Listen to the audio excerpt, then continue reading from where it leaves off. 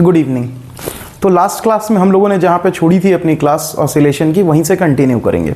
देखिए, जो last equation थी हम वेलोसिटी के लिए निकाले थे। वेलोसिटी हमारी क्या आई थी? v equals to plus minus omega root over A square minus x square. इस इक्वेशन को लेते हुए हम कुछ चीज़ें फाइंड आउट करने की कोशिश करेंगे।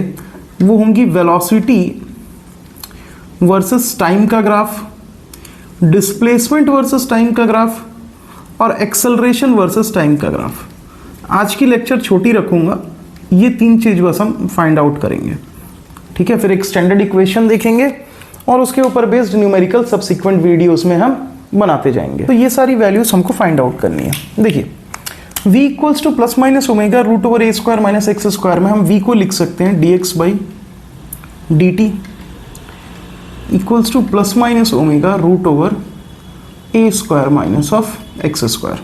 देखो, यहाँ से dx upon root over A square minus x square equals to क्या हो जाएगा आपका?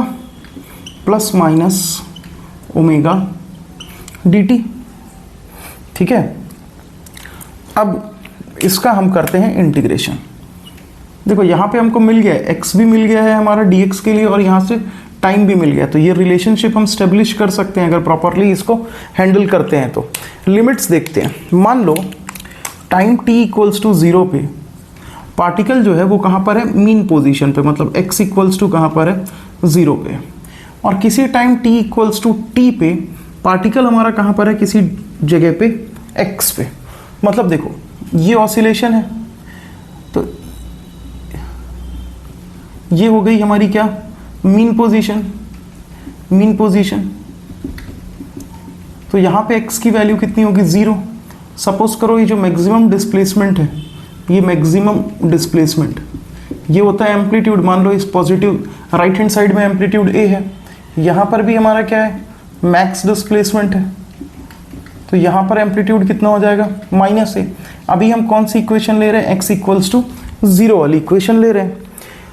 तो जब टाइम t इक्वल्स टू 0 पे पार्टिकल अपनी ओरिजिनल पोजीशन पे रहा और time t equals to t पे पार्टिकल ने कुछ x डिस्टेंस ट्रेवल किया, ठीक है। अब अगर इसको हम इंटीग्रेट करेंगे तो देखो ध्यान से, dx अपॉन रूट ओवर ए स्क्वायर माइनस एक्स स्क्वायर का इंटीग्रेशन कितना होता है? Sine inverse x by a, sine inverse x by a within the limits 0 to x। और यहाँ पे प्लस माइनस ओमेगा बाहर आ जाएगा और आपका इंटीग्रेशन किसका हो जाएगा? dt का। कहाँ से? 0 से लेकर के t तक। तो ये कितना हो जाएगा? Sine inverse x by a within the limits 0 to x, और ये कितना हो जाएगा? Plus minus omega t within the limits 0 to t, ठीक है। फर्दर जब इसको सॉल्व करेंगे तो हमको क्या मिलेगा? अपर लिमिट पुट करोगे तो कितना मिलेगा? Sine inverse x by A minus lower limit put करो, sine inverse 0 by A equals to plus minus omega. Upper limit put करोगे तो आएगा t, minus lower limit put करेंगे तो आ जाएगा 0। तो यहाँ से हमको क्या मिलेगा? Sine inverse x by A minus sine inverse 0 by A कितना हो जाएगा? 0।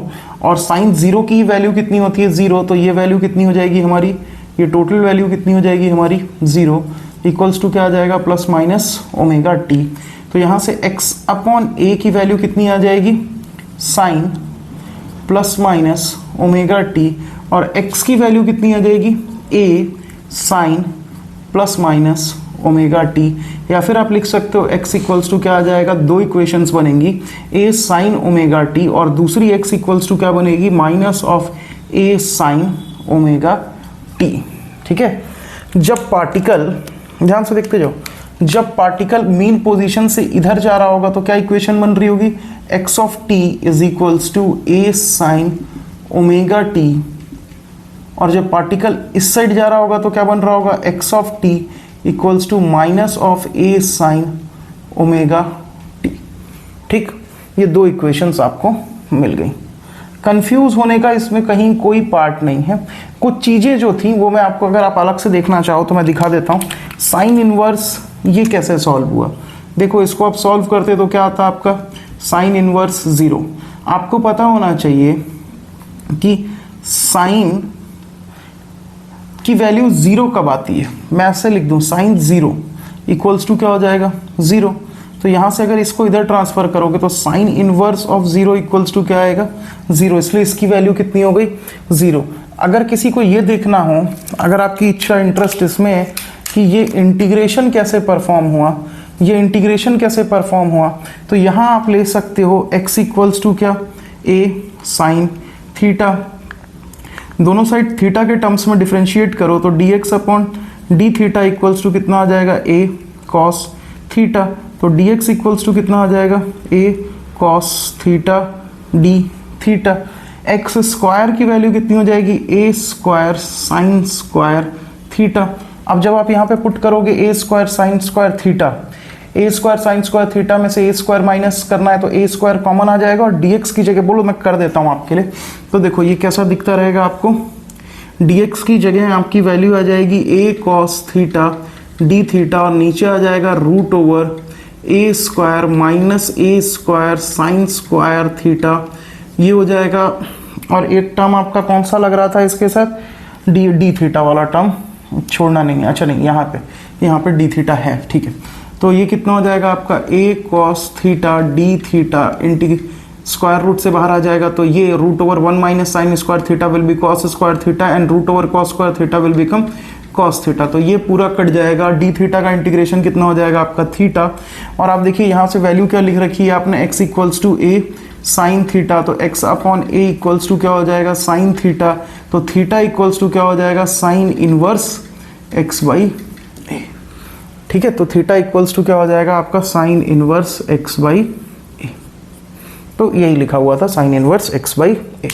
होपफुली आपको ये वाला यहाँ तक समझ में आया होगा। अब देखो, अब ध्यान से देखो, दूसरी कंडीशन क्या ले सकते हैं हम, दूसरी कंडीशन क्या ले सकते हैं, बहुत सारे इक्वेशन डिफरेंट टाइप्स के आपको मिलेंगे। अब इनिशियली जो हमारा पहला कंडीशन बना है वो कहाँ से बना है, जब पार्टिकल कहाँ पे था मीन पोजीशन पे। सेकेंड इक्वेशन हम फाइंड आउट करने की कोशिश करेंगे जब पार्टिकल कहाँ पे हो राइट वाले एक्सट्रीम पे हो, जब पार्टिकल कहाँ पे हो राइट वाले एक्सट्रीम पे हो। देखो जब पार्टिकल, अगर particle time t equals to 0 पे, अगर पार्टिकल, मैं कर देता हूँ आपके लिए उसको भी क्लियरली बनाते हैं अपन, ठीक है। मैं बस यहाँ लिख दे रहा हूँ आंसर्स जो मिल रहे हैं हम लोगों को।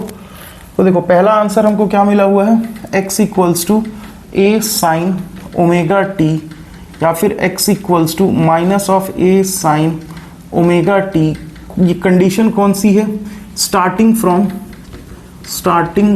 फ्रॉम मीन पोजीशन, ठीक है। अब हम चाहते हैं फर्स्ट एक्सट्रीम की तरफ, मैं ये पूरा मिटा देता हूँ। अब हम चलते हैं फर्स्ट एक्सट्रीम की तरफ। चीज़ें सब इसी तरीके से होंगी, बस आपको क्लियरली दिखें इसलिए मैं दोबारा सॉल्व कर दे रहा हूँ, ठीक है। अब चलते हैं एक्सट्रीम की तरफ। देखो सारी चीज़ें ऐसे ही होनी है। जब आप एक्सट्रीम की तरफ चलोगे तो x इक्वल्स, जब टाइम t इक्वल्स टू 0 हो रहा होगा तो पार्टिकल इनिशियली कहाँ हमने मान लिया है कि एक्सट्रीम पे है, और टाइम t इक्वल्स टू किसी t पे पार्टिकल कितना डिस्प्लेस कर लिया, x डिस्प्लेस कर लिया। अब इसका भी इंटीग्रेशन कर दीजिए जैसे लास्ट टाइम किया था हम लोगों ने। तो इसका इंटीग्रेशन कितना हो जाएगा आपको पता है, sine inverse x by a, और अब लिमिट कहाँ से कहाँ तक होगी, a से लेकर के x तक, और ये क्या हो जाएगा आपका plus minus of omega t, ठीक। अब इसको अपर लिमिट पुट करोगे तो आपको क्या मिलेगा, sine inverse x by a minus sine inverse a by a equals to plus minus omega t। यहाँ से और सॉल्व करते हैं, sine inverse x by a minus a और a कैंसल आउट हो जाएगा, ये क्या मिलेगा आपको, sine inverse 1 equals to plus minus omega t। ध्यान से देखो, sine pi by 2 equals to क्या होता है 1, साइन 91 होता है, तो साइन इनवर्स 1 की वैल्यू किसके बराबर होनी चाहिए, पाई बाई 2 के, उसी को हम यहाँ पे यूज़ करेंगे।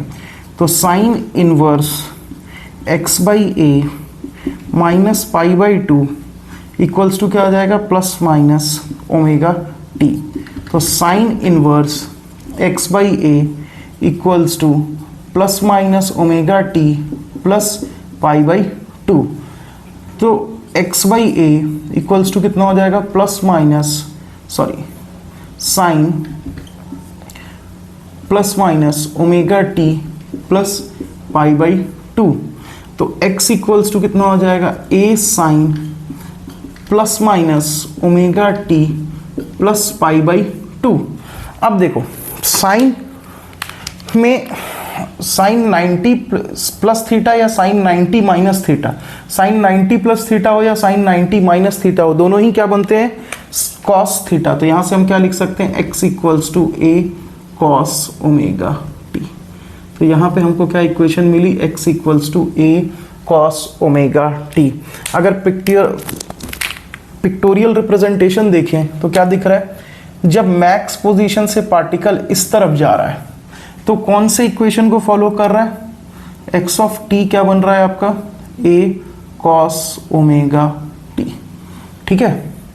अब देखो लास्ट की ना सिनारियो जो बनना है आपके लिए वो क्या बनेगा, कि मान लो जो थर्ड लेना है हमको कि at time t equals to 0 initially particle कहाँ पर है आपका, इनिशियली पार्टिकल कहाँ पे आपका, लेफ्ट एक्सट्रीम पे है। तो देखो ज़्यादा कुछ करने की ज़रूरत नहीं है, लेकिन मैं फिर भी तुम लोगों को अंडरस्टैंडिंग क्लियर हो इसीलिए एक बार पूरे प्रोसेस को फिर से कर देता हूँ। ठीक है। At time t equals to 0 अब पार्टिकल कहाँ पर स्टार्ट कर रहा है, माइनस a से स्टार्ट कर रहा है। फिर से इसका इंटीग्रेशन कितना हो जाएगा, फिर से इस चीज़ का इंटीग्रेशन कितना हो जाएगा, साइन इनवर्स x बाई ए, और अभी भी लिमिट अब कहाँ से हो जाएगी, माइनस a से लेकर के x तक, और यहाँ क्या आ जाएगा, plus minus omega T. Solve करिए मेरे साथ।